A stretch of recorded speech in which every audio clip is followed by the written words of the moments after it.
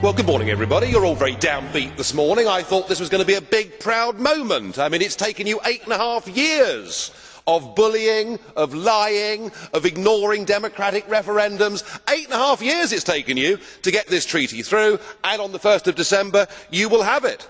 And of course, the architect of all of this, Giscard, wanted from this constitutional treaty for the European Union to have a big global voice. But I'm afraid the leaders have suffered from a collective loss of nerve. They've decided that they want their faces to be up on the global stage, not somebody from the European Union, and so we've got appointed a couple of political pygmies.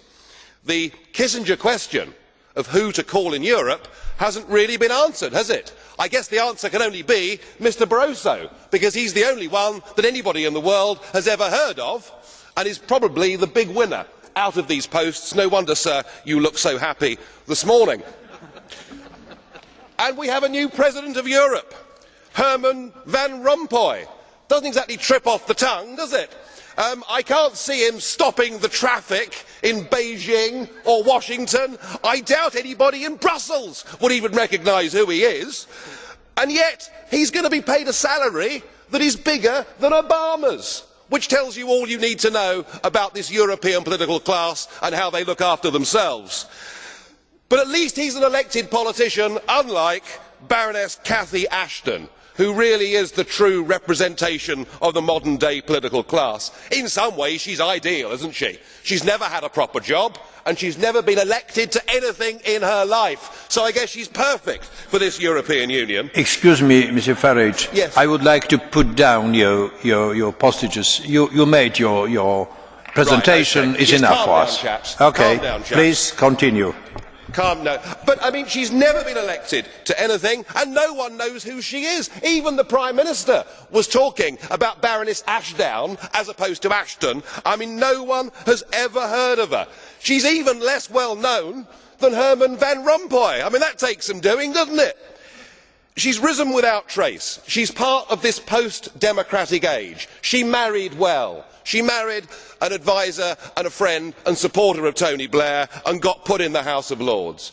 When she was in the House of Lords, she was given one big job, and the job was to get the Lisbon Treaty through the House of Lords, and to do so pretending that it was entirely different to the EU constitution. So she's good at keeping a straight face, and she vigorously crushed any attempt in the House of Lords for the British people to have a referendum. So here she is, never stood for public office, never had a proper job, and here she gets one of the top jobs in the Union.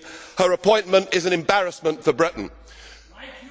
But it's much worse. Well, at least I've been elected, sir. Unlike her, she's not been elected and the people don't have the power to remove her.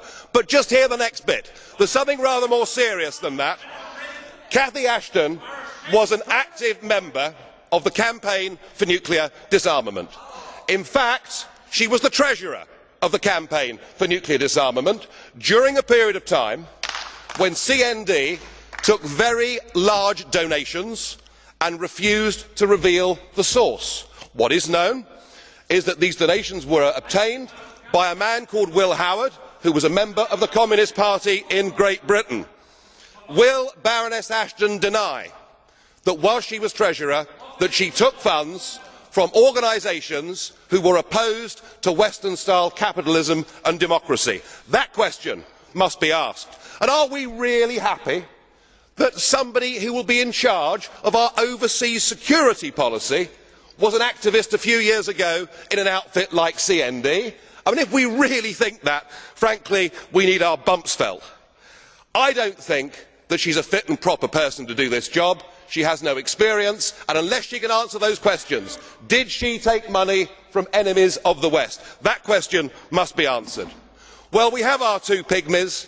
We'll have the bland leading the bland, but I'm not celebrating, because they'll press on with political union, and whilst our leaders may have saved face for the moment for themselves on the international stage, they have all betrayed their national democracies. The European state is here.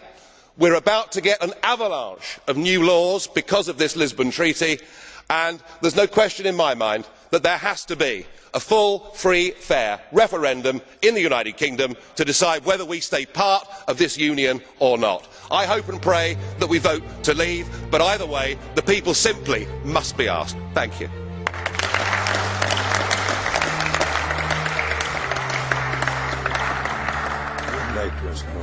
No. Do you think? Well,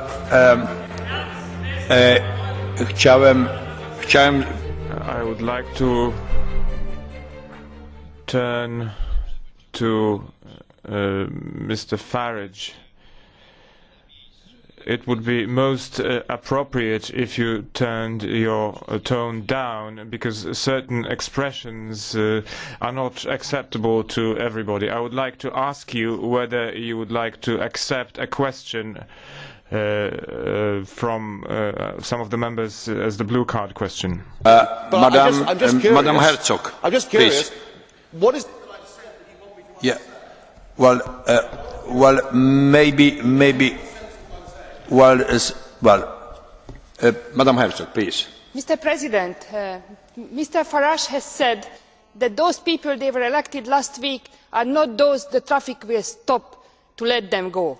And this is why we elected them, because we wanted to elect people who will make the traffic move for all European citizens to get a better life to themselves. And this is what they will do. Mr. Rompuy and Mr. Cathy Ashton are 4 people, and the 480 million Europeans will know it soon. I think this is the stake, and we have to stand for them. We have to save their integrity, personal integrity. And Mr. Farage, I'd like to say something, Hungarian quotation for you. It's good that you are here, because if the monkey goes up to the tree, it's better seen how red is his popo.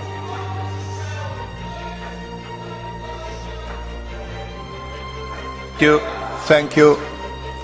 Yes, please. Thank you.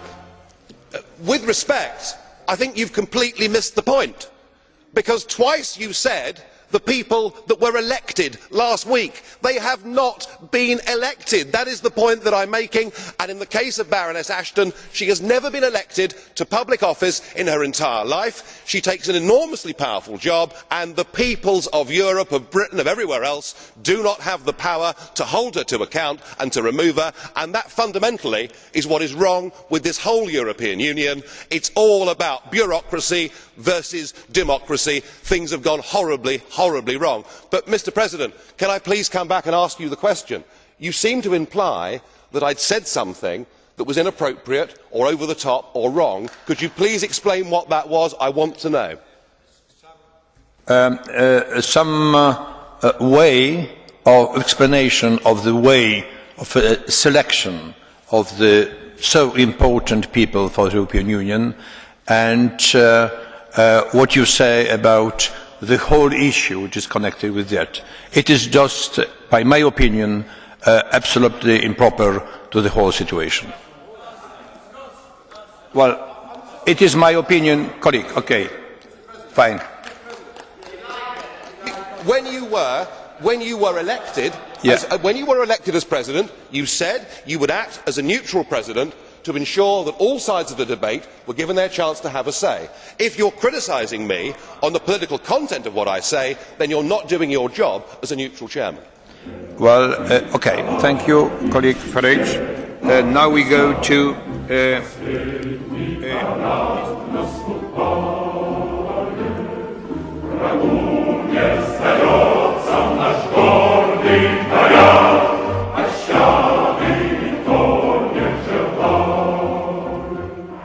I'm not comfortable with that at all. Who elected these guys to run the planet?